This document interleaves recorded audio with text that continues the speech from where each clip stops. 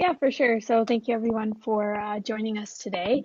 Just before we get started, I do want to let everyone know that this presentation will be recorded. So if you don't want yourself in the recording, just mute yourself and turn off your camera. And also, we also will be monitoring the chat, but feel free to chat throughout the presentation as well, whether to ask questions or to just contribute to the discussion. And then if you don't want to unmute yourself and talk out loud, we will be monitoring the chat as well. So with that being said, I'll just pass it on to Pat to start us off. All right, thank you so much. It's such a pleasure to be here, and thank you again for the opportunity to partner up with Talent Marketplace. I think it's such an amazing opportunity, amazing organization. I have been following you guys since day one, so such a cool opportunity. So my name is Pat. I am the co-founder and CEO of Empower. So I can introduce what Empower is in a little bit, but I am so excited to talk about how to land your first job in project management, because I think it's such a hot career, and like a lot of recent grads think that it is a little bit out of reach. But you know what? Today we have the expert to come and talk to you so that you can actually learn how you can land your first job in project management. So without further ado, let me just quickly introduce what Empower is and what we're all about. So Empower is a mission-driven company, so we are here to really help support international students. So a lot of you guys on the call might be international students, so this is why we're here for you. So we help you guys get the job that you deserve in a new country. Job searching in a new country is not easy, and of course, especially breaking into a hot area like project management, it can be quite challenging. So we really believe in bringing like a people first approach to everything that we do. So a lot of what we do is community driven. We have our mentorship programs. We have different job search programs offered specifically for international students. And then we really just have the online community where international students can feel safe and actually ask questions, get career advice, things like that.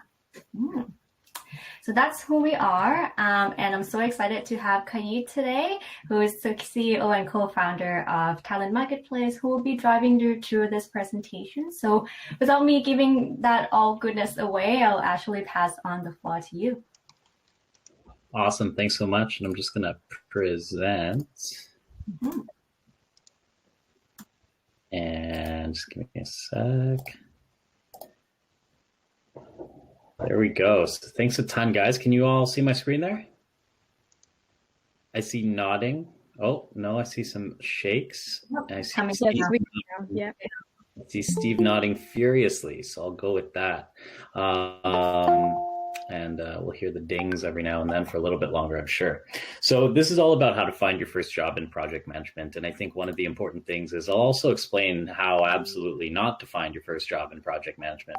There's a lot of kind of misconceptions on how to even search for work in general, especially in BC and Vancouver. That's a very tight-knit person-to-person sort of marketplace. Hear that a lot from a lot of the folks who are new Canadians looking for work here for the first time, and they're spending a lot of their time sending out job descriptions sending out their resumes left, right, and center, and never hearing back from anyone and wondering why. So I'll hopefully be able to share a little bit of light on that. And if you guys have any questions at any point, feel free to hop in. I don't mind getting interrupted whenever you want, but we'll definitely have some room for discussion kind of afterwards. With that, let's take it away. But first, a little bit of overview, a little bit of an agenda, which is essential for anyone booking a meeting with anyone who is a project manager. Always add an agenda at the beginning so people know where they're at. So introductions, who am I, why should you even listen to me? And maybe at the end of that, you'll be convinced to stick around. After that, we'll talk about two things that I wish I knew when I was looking for a career in project management, which was the difference between staff and contract roles. It was something that I was very fortunate to learn really early on because I had some awesome mentors. But I see people who are well on in their project management careers and still don't really understand the difference or are scared of the word contract, which in a lot of places in the world, in most places, it is a scary thing to be on contract. in Vancouver and in most of Canada, it's actually not nearly as scary as other places. And then we'll get into the meat of it, which is how to search for your first job in project management, and also how not to. A lot of people spend their time in the wrong place. And I'll share some light on what the stats say about that and how you can spend your time in the right place. I'll show you some resources at the end. Whole presentation should take maybe 15 to 20 minutes, and saw a question come up in the chat. Sandra is furiously probably trying to answer before me, but yes, I believe it will be posted at some point somewhere. Neat. Any questions before we get started?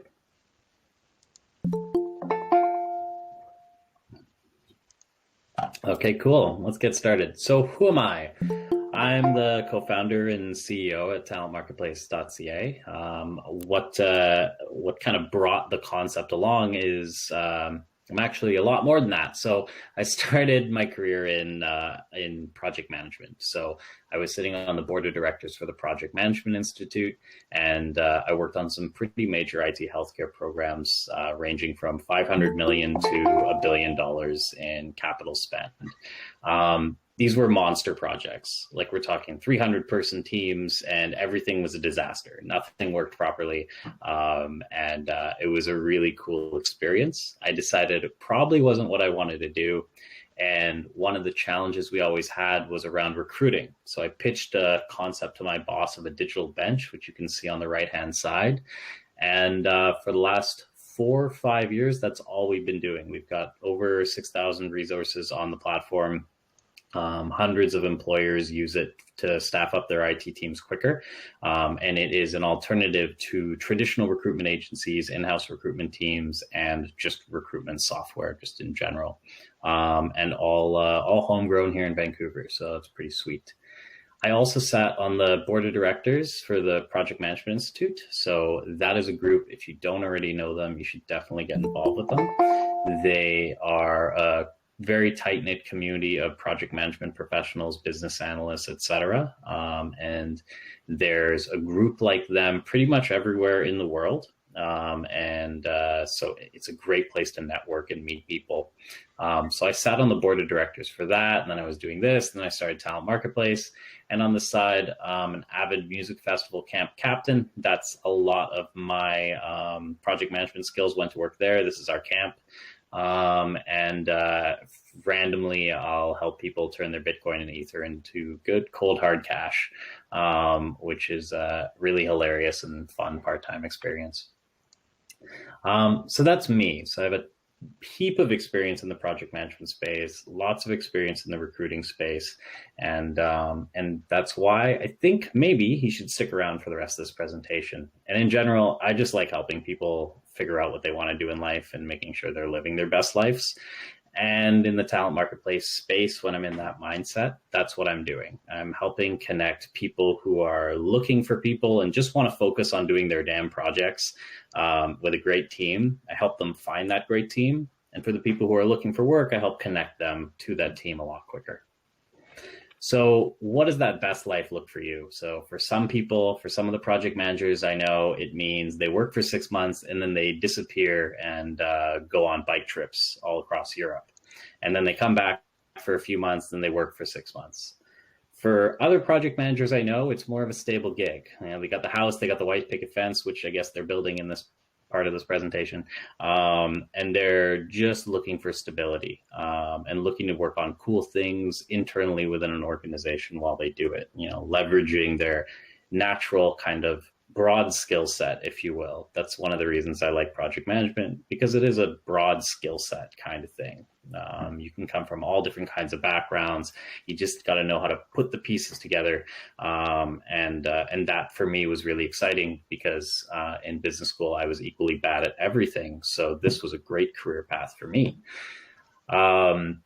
These two stories are really the tale of two different project people.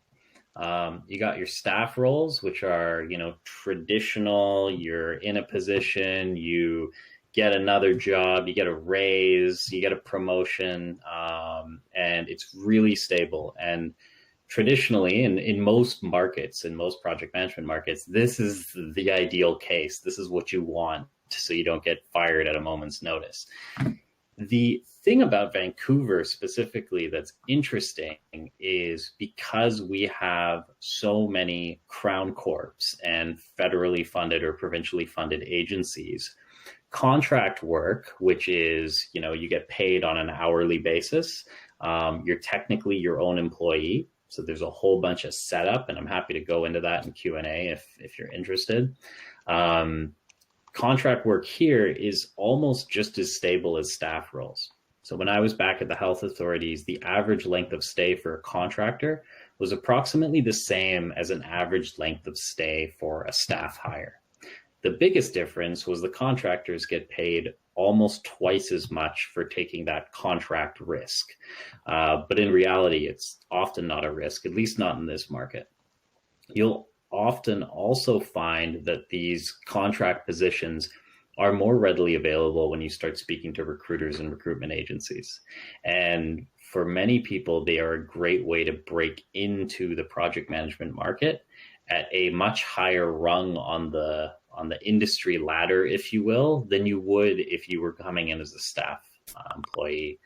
This was one of the things that I think made my career path early on a lot quicker than most of my peers. I was fortunate enough to work with a seasoned IT portfolio management consultant and contractor. I shit you not, the first time I worked for him, I was probably in second or third year of my university, and he was bringing me on as a business analyst with no experience. And he asked how much I would like to make. And of course, as a student, I was like, any amount is fine by me. And he offered me $50 an hour on the spot. And because that is how much an average business analyst would cost. And those contract rates are pretty much the same across the board. And once you're in, that's your benchmark. So every time you move up, you're moving up from that point on. So those contract rates can be really lucrative, especially for someone earlier on in their career. The staff roles have their benefits, of course. Like you have stability, you have focus, and for a lot of new Canadians, it's essential from a visa standpoint. Like sometimes the contract work is just not going to happen. It doesn't provide the requirements you need. So with this kind of contextual sort of information out of the way, we'll get into the real stuff that matters, which is where should you spend your time? There's a lot of options out there. There's us, which I'm sure many of you might not have heard of before, which are recruitment marketplaces like us.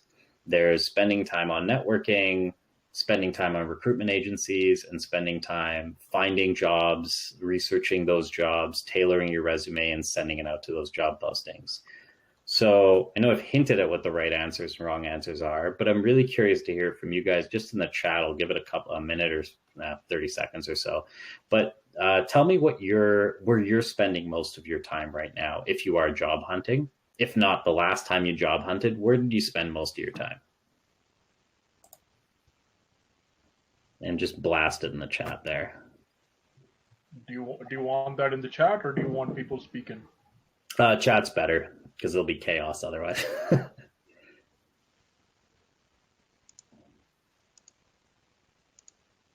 Cool, seeing a few. LinkedIn's a big one. LinkedIn's a growing one, which is awesome.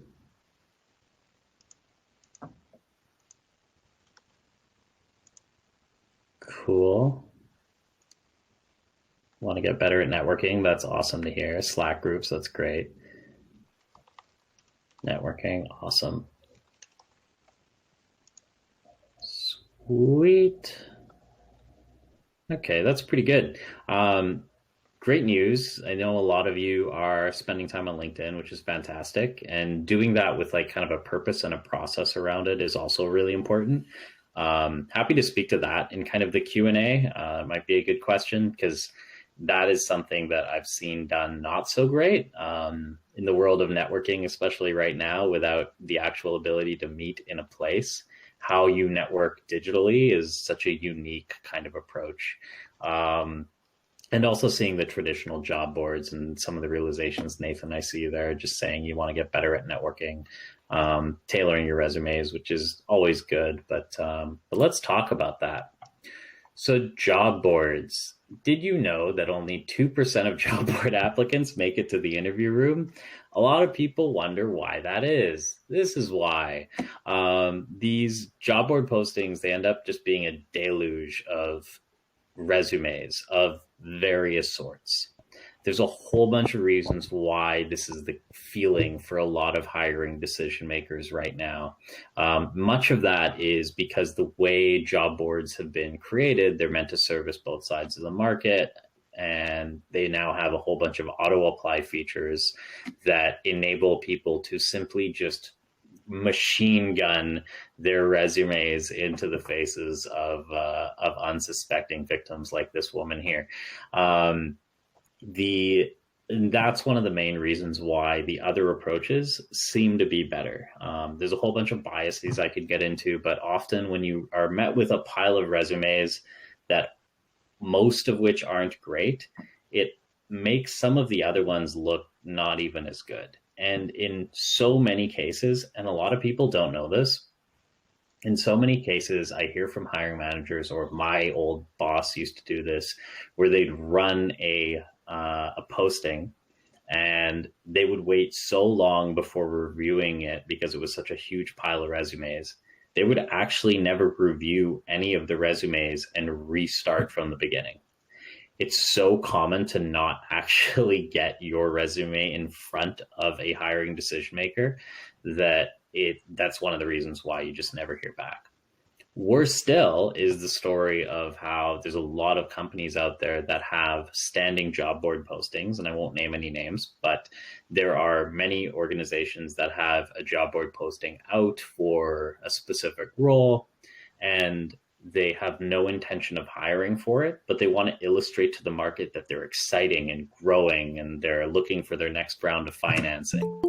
So there's a lot of reasons why kind of people will not review your resumes on a job board posting.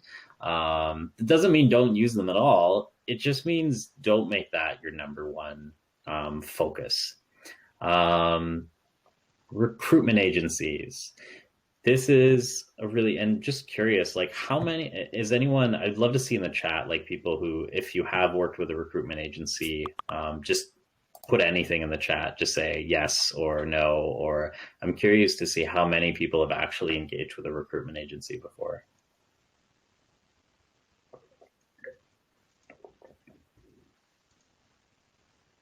Absolute crickets. Also, I love the person who's using Clubhouse for finding a job. Hell yeah, that is awesome. So seeing one so far is 2, 3. How many people do we have here total?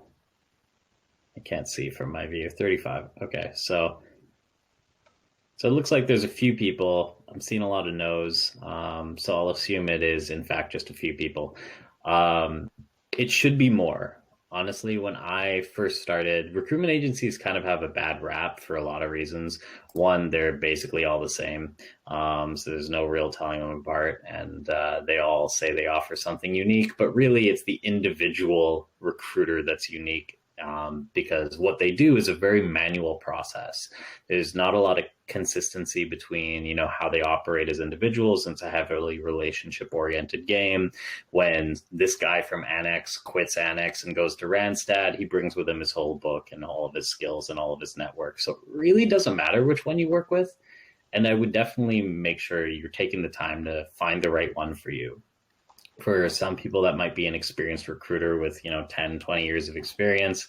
For some people, you might want to just reach out to people who've only been a recruiter for a little while and develop a relationship with them. If you can do that, you will be top of mind. Recruiters are pretty much working almost entirely manually. They do have systems, they do use LinkedIn, but for the most part, when a job comes out that they're looking to work on for a client, they are going to go into their brain and just decide, hey, I want to work with Pat, so she's top of mind. I'm going to try and fit her into this role. Another reason people don't necessarily want to work for them is because they don't know how big their cut is. And I'll be honest, it's big. it's like 20 to 30% on top of whatever you're making. There are some recruiters that'll take 15 to 20. They generally aren't very good. It's an expensive job because the reality is they talk to a lot of people and they don't win that often. It's similar to like if you think of someone who's like a real estate agent, they don't necessarily win all the time. They're not selling a house every day here. They're selling, you know, a few a month maybe. But when they do win, they need a big cut. Now, fortunately, you don't pay that. And the way organizations are set up, if they're using a recruitment agency, the funding for it is coming out of a completely separate bucket. So the idea that, you know, if it's a staff hire, the idea that, recruiting agency and talent marketplace, I haven't mentioned that. I will get to that in a few slides, but I will get to that. Where was I? So yeah, they take a big cut, but don't worry about it. It is coming out of a separate bucket. If an organization is choosing to use a recruitment agency, it's a totally different fund that it's coming out of. If it's a contractor, you might be able to make a bit more money if you go direct to the organization, but often recruitment agencies have, and this brings up to my third bullet there, they have access to roles that you just don't have access to. Recruitment agencies, from companies' perspective, they're considered a trusted partner to vet out the, you know, bajillion resumes that they're seeing otherwise. I won't go back here, and take it down to, you know, maybe just this many, right? So they slim it down a little bit, they turn it around a lot quicker, and you'll see candidates that you actually hopefully will fit the bill. About 11% of all job opportunities come from recruitment agencies, and this fluctuates wildly based on the market. Many of the contract roles I was speaking about earlier are going to come from recruitment agencies, which is nice because what they'll do is they'll actually cover all of that expensive, like incorporation costs and that kind of thing. It'll kind of eat into your overall margin, but they'll actually be able to speak to that and help you through that process. So really good option if you're not already doing it.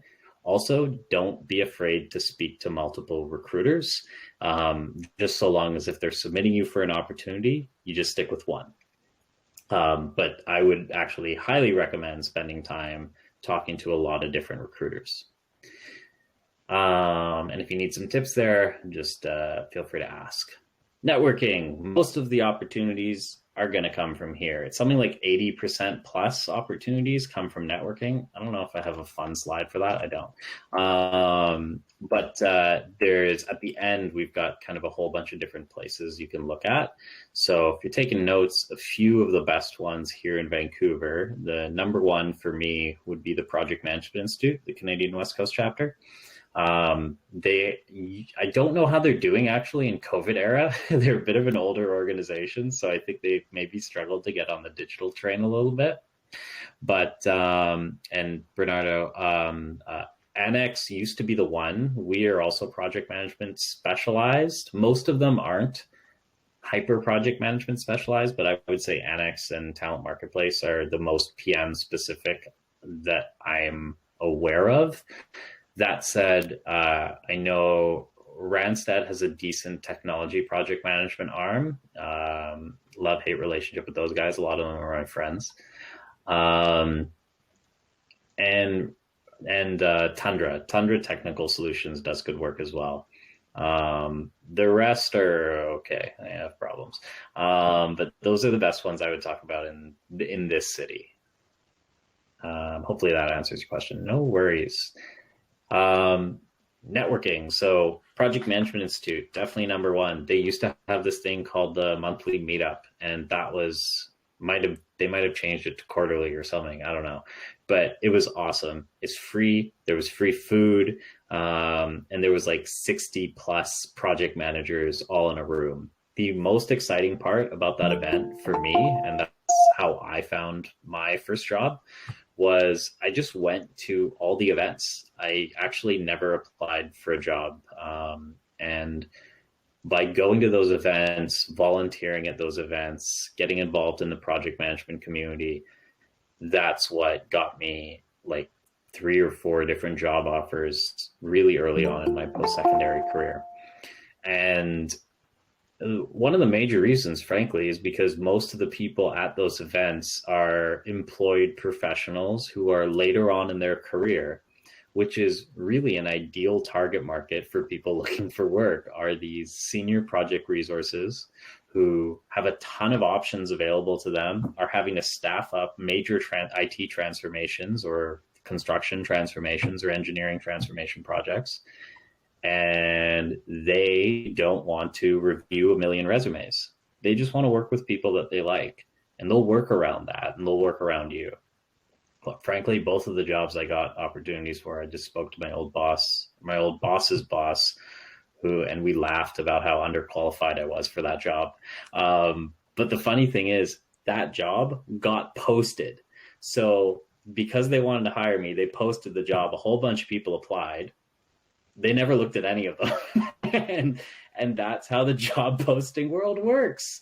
Anyway, I won't beat the job board up anymore. They served a purpose at one point. But yeah, networking is definitely the way to go. Another couple places you might want to look for. So if you are specializing in a specific niche, we may have some engineers or whatever in the crowd, in the digital crowd here. Go to your local professional orgs and just get involved. Like, the time you spend there will both be intrinsically rewarding. It's good for your resume. It's good for your profile. But similar to an MBA, it's the people you meet that matters, especially, I think, in this city and in most kind of small, mid-sized cities like Vancouver, etc. The network is what's going to get you kind of your next job. Doing it digitally is hard. I've got a resource for that kind of at the end of this, and I'll make sure all these resources get sent out to you. We'll surf the net after this and take a peek at some things. I think that's all I can really say about networking. It's kind of a ethereal kind of thing, but it is statistically the best thing you can do to find work. And if it's not your first job, it'll be your next one or your one after that. Recruitment marketplaces. So this is a growing area, and I don't have the most recent stats for it, but when I started Talent Marketplace, so recruitment agencies in general, they are a $550 billion industry globally. When I started Talent Marketplace, I think it was in the recruitment marketplaces made up about 1 billion of that total amount. And that was 4 or 5 years ago. And I think now they're like in the 30 to $40 billion range. It's a growing area because what it enables companies to do is directly access talent. They're all slightly different. But in short, it shortens their hiring cycle, not by little, like by a lot. For a lot of our clients, especially those in government sector, they see their hiring cycle reduced by 6 to 7 weeks. They see their own personal time spent interviewing, reviewing resumes cut by 8 hours. That's a full workday. And if they have multiple people working on it, that's multiple workdays. It's pretty sweet. It's a pretty self-explanatory process. Honestly, it's just a marketplace full of talent. But the difference is the curated recruitment marketplaces where everyone on there has gone through a pre-interview process. They're available, they're interested, they're responsive, unlike, say, LinkedIn, where you don't have any of those assurances. That's what's made them be such a huge growing market. Andreessen Horowitz, one of the early investors in Facebook, and a whole bunch of others, they had a few reports coming out at the end of the year on how recruitment marketplaces are kind of in a golden era and seeing a boom period over the next 1 to 2 years, as companies start to bounce back from COVID and start looking at new ways of recruiting and resourcing that aren't in-house and aren't spending millions of dollars on recruitment agencies.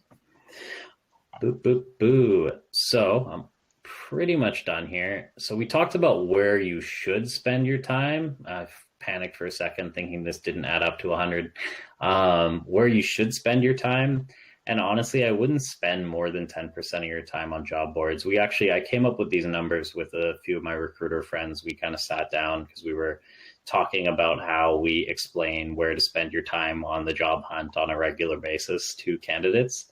And you really don't need to spend that much time on recruitment agencies. Like once you've made the connection, you've had that first coffee or digital hangout or whatever and sent over their resumes and gotten to learn about the accounts that they manage, that kind of thing, and asked them good questions and made a good impact. You don't really have to manage them after that. Maybe like a quarterly check-in just to stay on top of their radar. That's really all you need to do. So it's not a lot of work to maintain that relationship, and the payoff can be really strong, especially once you work with a recruiter once and you get a job. They are very likely to come back to you again if you're a good client. Networking is 70% purely because it is the most time consuming. And the challenging thing about networking, it's kind of like saving for retirement or something like that, where it's just like, or taking your vitamins. You know, it's something you should do. You don't want to spend any time on it because there's no immediate impact. But it's statistically also proven that it will make your life better. You will be able to get that job you want. You'll naturally connect with the people who you're supposed to connect with. And they will open doors for you if they like you and if they see that you can add value. And if there's one thing to take away from this, it's eat your vitamins, do your networking. The other thing is, recruitment marketplaces, they're growing space. I'll show you a couple of our competitors as well. They're mostly heavy in the United States. They're not as big of a presence up here. But if you're looking for work kind of elsewhere, definitely options for you. Yeah, that's kind of where I would suggest spending your time looking for work. Now, I do want you to walk away with some resources kind of before we close it out. So let's do that. And hopefully, I did it right. So here's just a few. So there's TopTool. So if you consider yourself kind of like a top tier resource, they're one of our biggest competitors and definitely one of my inspirations for Talent Marketplace with what they've done. They're a little bit different than a traditional recruitment marketplaces, but all the good ones sort of are. So you sign up, you get matched to jobs. And if you perform really well, they keep you on the hunt and then you get more jobs and more jobs and more jobs. So they've kind of gamified that process. Apparently its golden years are behind, and it's like, because there's so many people on it, it's really hard to do, but they have some awesome case studies that you can watch and learn about. And yeah, I definitely recommend at least checking them out to get a sense of it.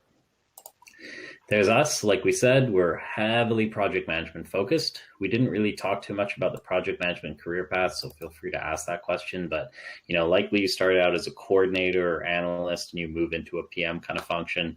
It's relatively self-explanatory. The process to set up an account only really takes about 10, 15 minutes. You get a half-hour interview, which is probably really good for you as well to get that kind of those interview jitters out. And we're here to help as much or as little as you need.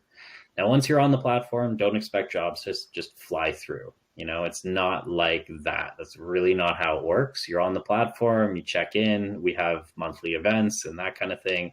But the reality is we build based on our client needs. And when our client needs you, you'll hear back. The difference is if you do hear from someone, your likelihood of getting hired it's something like 1 in 2.6. So when you get that message, you know it's a real deal. Like you're talking directly to a hiring decision maker who has the authority to interview and hire you. So that's kind of our big differentiator on that side. I've got the Project Management Institute. So it looks like they have stuff.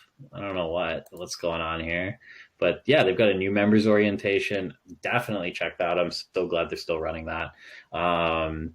That's definitely a must. Like if you're interested in project management, and especially if you're new to Vancouver, most of these events are free, and they're super worthwhile. Yeah, they're free for members and $5 for non-members. So I would just do the $5, frankly, until you really want to get involved. They also have student rates too. So if you're about to not be a student and think this is going to be valuable, just sign up now and get your student rate, because it's like a few $100s of savings. The Vancouver Digital Project Managers Group is freaking awesome. So this is specifically a niche of people who they weren't really serviced well by PMI, and they focus more on digital agencies, so web companies like Shopify, consultancies, and that kind of thing. That's this group's specialty area. And they are doing online events, and they're fantastic. Like, they're really, really top tier, and their events are super fun. And when they get back to real life again, they have free beer as well. So this is a must, and it's pretty sweet. Yeah, that's good. That's the most excitement I saw out of the whole video screen here. This is fantastic. The last thing I'll say is, and Steve and I kind of hummed and hawed over whether or not we should launch this early, but over the course of quarantine, we were talking to a lot of people who were like, yeah, you say I should network, but I can't because there's diseases out there. So Steve and I, really bored. Steve's my co-founder. I think he's on the call. We put together basically a course called How to Network Online. We were going to ship it out for $100. We haven't quite finished it. All the content's done, but the site obviously looks ugly as hell. So the course is fantastic. It's all professionally done. You get a whole bunch of resources on how to actually network digitally. It's not super long either. It's really just quality kind of specific content. And it has, like, here's how you set up your first meeting on LinkedIn. Here's how to look for people on LinkedIn who have the job you want. Here's a set of questions you should be asking them. Here's places to look. So it's really tactical. We like tactical things. So that's an option as well. We've reduced the price from 100 to 50. We'll keep it like that for the next 24 hours, I guess. And if you're interested, we'll make sure that link gets sent off as well, because that's the goal here. You get a bunch of custom templates and you can start networking with confidence, even in an era where you can't see people face to face. And that is basically it for the presentation part of this chat. So yeah, hopefully that was somewhat insightful, and hopefully there was at least one core key takeaway, and I hope you walked away with the right one. And totally open the floor to questions, and feel free to get as detailed as you want. Awesome. I'm just going to hop in and kind of go through the chat here a little bit. There's some folks that had some questions earlier on. So just to kick us off, so we have a question from Kenny Alami, and just asking to go over the networking process that you used to get a job. So you talked about that a little bit with the PMI and just networking the folks there, but were there any tips or anything else there that you wanted to expand on? Yeah, so if I remember I'm actually just going to pull up the course curriculum for this right off of that. Sweet. So basically, like, you want to get, depending on, so if you're going in person, you're going to an event, do your usual basics, like don't show up in your sweatpants and shit. Like, look presentable, be like somewhat cognizant, don't get absolutely hammered at the free beer table. And just kind of introduce yourself to people. When people are at networking events, they usually want to talk to people, and you're probably able to use your social skills to determine if a couple people are specifically talking about something and they don't want to be interrupted. You can usually tell with kind of body language. Like, I just kind of walk up to people and introduce myself and ask them what they do, and try and find common similarities there. And not every single person is going to be top notch, and similar to LinkedIn, like, make sure your LinkedIn profile looks good. Before you reach out to people with something that you have in common, or maybe it's something that you admire in their career that you want to learn more about. And that's when you kind of ask them to a secondary conversation. So the secondary conversation component is usually a planned one. So it's like a coffee or a video call or whatever. Send a meeting invite in advance. If you really want to meet someone and are worried about them saying no, what I do in this current era is I say, hey, Uber Eats on me, and I send them an Uber Eats gift card and take their time as a result. And usually at that point, they're down to at least give you half an hour of your time, as long as you're not a complete idiot. And you ask them good questions, do your research beforehand, figure out what their career path was like and what you specifically want to glean from it, have a purpose. And then when you send the meeting invite, send a meeting invite, first of all, and then make sure you have some kind of agenda in that meeting invite, some kind of purpose. People want to know why they're meeting with you. If you look at people's calendars, they're absolutely complete disaster zones. They're spending all their time on video. So it helps a lot when I have an agenda in there, or even just a simple line that says, hey, we met at this thing. I am currently pursuing this career, and XYZ. And I've got a whole bunch of templates on that on this thing. What do we got for maintaining a first meeting? Yeah, so after you've had that first meeting, you don't just abandon ship, unless it was terrible, which is always possible. But if it's not, follow up with them. So if you can, a really good way to follow up is, if you got any insights from them, just simply send them a note like a month later or something like that. And just to be like, hey, like I took your advice on, you suggesting I meet up with so-and-so or whatever, and just be like, hey, that was really fruitful and I learned this from them. Hope you're doing well. Just make sure that you're in their brain again, like, so that if a job opportunity comes up, you're, top of mind. You might see a warm introduction. The other thing that two things I forgot to mention. One, at the end of the meeting, ask for introductions to anyone who might be a good fit. So if they start talking about, their experience in healthcare and that interests you, ask them, do you know anyone else in healthcare who I should, maybe speak with? And then the other thing is, do not look explicitly for a job. It's weird and uncomfortable. Don't do it. That's about it. Yeah, that was the answer to that. I think I remember what the question was. Awesome. And then just next up, we have Laddie Boy, who's asking, how different is networking now with the pandemic? And would you still break down your allocation of where to spend time as 70% for networking, even with the pandemic? 100%. Yeah, it hasn't really changed. It hasn't changed because the systems that are in place that make networking the best are still real. What I would recommend, though, is farm your current network, because you already have kind of an existing relationship there. That'd be kind of the only tweak. But similar to, like, LinkedIn's a fantastic tool because you can network like a machine, and you can, like, if you're a total weirdo, you can like look up your own stats and have like targets and that kind of thing. And similar to what an SDR would do, like a sales development rep, but just do it for your networking. The people on the other side of the call aren't going to know that you're doing that, so it doesn't really matter. But for you, you're building up your pipeline. Like, if you think of recruitment or anything in life like a pipeline, it's like the bigger you build that pipeline, and as long as you're massaging that pipeline down in a way that doesn't make people exit that pipeline right away, definitely worth the time. Awesome. And then next up, we have Rajagokul asking about CSM positions. So he says, what about CSM positions, Kaid?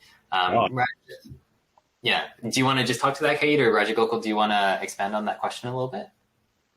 Yeah, sure. So it's a customer success position, as you may know. I've been looking for it, and like, I'm passionate about it. Unfortunately, I'm still in India, in the process of moving to Canada. This is my jam, I can tell you. So networking, when it comes to networking, I've been fine. Following thought leaders, industry specific people, and some LinkedIn groups. I'm doing just fine. That's a network. So apart from networking, what would be, the best approach to, get my job, and which results in maybe a working visa or what, So that's what I'm looking for. Yeah, totally. I can give you kind of insights into that. So the CSM, fantastic certification, very relevant, very practical. We use Scrum at Talent Marketplace, as most software companies should. I'm getting some feedback on someone, so I don't know if you're not muted, just mute yourself. So the challenge with the CSM, and without knowing kind of your specific background, how much experience you have, is Vancouver, at least, and Canada in general, is generally behind on most project management processes. Even traditional waterfall project management processes are generally less mature than, say, the US, UK, and even most places in India. So what ends up happening is there just aren't a lot of Scrum Master positions that are out there and available. Oftentimes you see CSM roles or CSM, where CSM is an asset in a position, are often lumped into BA roles. So you'll find a lot of business analyst opportunities that are really a Scrum Master, but they can't bill it like that because it's a government organization and they don't know what a Scrum Master is. So the IT department knows, but they have to bill it as something else. So one of the tips you might want to do is start looking at some of those BA functions at software companies or software heavy organizations. That is one thing I would recommend doing. The other thing I would recommend doing is, especially with startups, a lot of them that are out there, they will be looking for a part-time CSM. That's kind of another one, just someone to run their stuff. And one of the things that even we utilized was, like, we set this up. So I don't know if you'd be able to sell it to people, but we basically, maybe feel free to repackage this and sell it as your own consultancy. I don't have time for it, but we had part-time Scrum Masters come in back in the day. So because we had, a really robust process, like we had our daily stand-ups, so we had a Scrum Master come in for our retros every 2 weeks. Different Scrum Masters from all over who were just in my personal network, and I was like, hey, I want to get your eyes on this, and also, like, you want to be a Scrum Master for a day? And they were like, hell yeah, be a Scrum Master for a day, that's easy. We buy them lunch and they hang out, and it offered a lot of insight and support. It's like, I guess what I'm getting at is here, it's actually quite a challenging market in Vancouver specifically. I'm not 100% sure about Toronto for Scrum Agile positions. They're often not posted. That's the number one thing. Very few are. They're often very networking heavy, and they're very similar to change management in Vancouver. They're rarely included in kind of a budget for a project, even one that is agile. It's very strange. That makes sense. But yeah, the BA route for sure. I would definitely take a peek at that. Okay, got it. That's helpful. And I want to add one more thing. Speaking of job posting, I am typically, what I am seeing is that the profiles which are the people who are applying for that particular job, I'm seeing executive position profiles, and then associate profiles, and then the entry candidates as well. So I'm wondering, so whom they're gonna pick? It's vast experience and an entry, even for an entry level position, seeing executive profiles for a job in Canada. So it's kind of crazy. So can you add anything to that? Yeah, I think to my earlier points, the whole job posting space is just kind of a disaster zone. There's we've seen job postings out there for people with 1 year of experience asking for a PMP required. It's literally not possible. You need 5 years of experience to get your PMP. So you're just not gonna find it. So I don't have a direct answer for it, but the general gist is often the people writing the job descriptions aren't even the people who are doing the hiring. Often the job postings are just broken for one reason or another. Sometimes they're just a copy paste exercise. Sometimes they've already found the person they're looking for and they don't care what the job posting looks like. So that's the short and depressing answer. Perfect. Got it. So apologies, I'm just going to jump in here, and we're a little bit tight on time, and there's a few other folks with some questions here, so we're going to do a bit of a rapid fire round to get through the remaining few people. And then Pat, sorry, we will give you the last 5 minutes. We're able to go longer if you'd like as well, okay? No, 30 seconds. Okay, appreciate it. Awesome. So Kiran's asking, any professional organizations for life sciences or pharma project management? Ooh, that's interesting. I don't know the answer to that, but I bet there is. Sorry. I would check out. I would see if Stem Cell's the biggest one in Vancouver that I would recommend checking out as a company, and then seeing if they're part of any member orgs, and even just look that up. Google your question and see if you find anything. And next, Bruno is asking, besides IT and construction, what industries could he land his first job in project management? Presuming you don't have any experience currently, those are your two absolutely 100% best bets to finding that opportunity. Within IT, of course, there's a lot of different spaces. So you could be doing IT at a mining company, you could be doing IT in a healthcare organization. That level of specialization won't really matter until you get more senior in your career. But I would recommend looking for those roles in the area where the market is biggest, which in BC is generally, if it's in BC, that would be healthcare is probably the biggest one, followed by like manufacturing and distribution is a really good one to get kind of an easy entry into. Look for smaller companies. If you're going to go the job posting route, look for smaller companies that you've never heard of. Like go to Andros Island and just go to Google Maps and see if they've got anything. Awesome. Then next up, we have Yongnak asking if you've had any experience with like the contract 6 month on, 6 month off lifestyle, and if so, can you share some of your thoughts around managing uncertainty and instability? Yeah, Scott, you know about that too. I don't know. I think it's a personality thing. It's a very philosophical question. I deal really well with uncertainty, probably more than I should. And I guess the thing there is, as a really extroverted person, I always kind of had positions that were around, were kind of nebulous, and I was always kind of able to make my own way. So it didn't ever really bother me that much. One of the more senior contractors I can speak to, I mean, you're just that good, I guess, is the thing. Like, I never pursued that as a career, so maybe I was garbage and I just got lucky for a little while. But the people I know who consistently live that lifestyle are just really, really fucking good. Like, they are top notch. And like, you know it when they walk into a room, you know when they leave it, you know them when they've done the project. Like, they're never at a shortage for work. So for them, they know that they can come in, bill $150 an hour, and then leave for several months.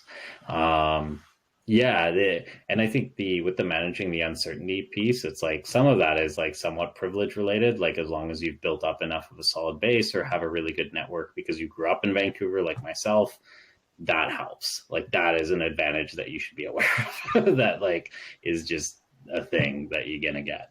Perfect. And then just lastly here, Bobby's asking about your statement where you said, don't explicitly look for a job while networking. Could you please elaborate on that? Is there... Sorry, can you repeat that? I was looking at the chat, but I wasn't seeing what you were saying, and then I got confused. It's all good. So Bobby's asking about your statement where you said, don't explicitly look for a job when you're talking about networking. Yeah. And just elaborate on that a bit. Yeah.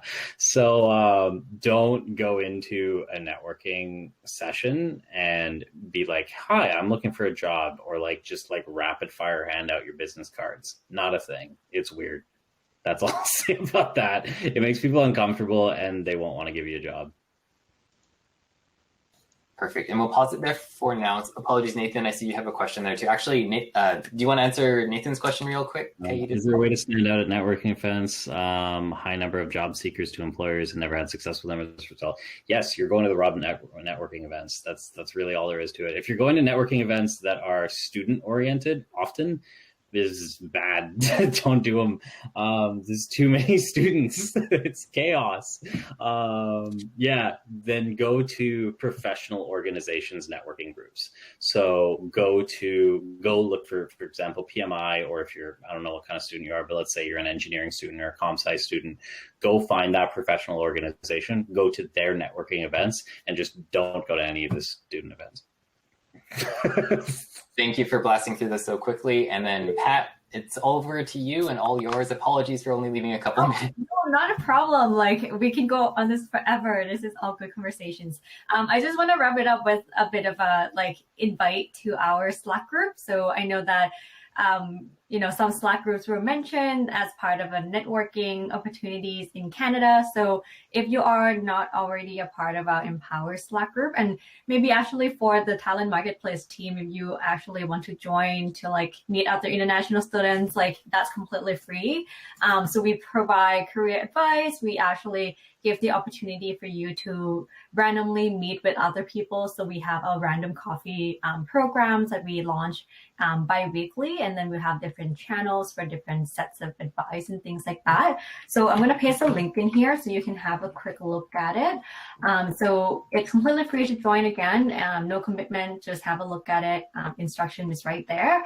And yeah, that's all about me. I hope that you follow Empower. I am so happy to actually have this webinar. You guys are so awesome. So thanks again for the opportunity. No worries. Awesome. Thank you so much, Pat.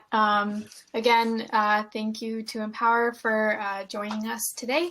And thank you to Kaid for running this event. If you guys have any questions, feel free to shoot either Pat or Kaid a message.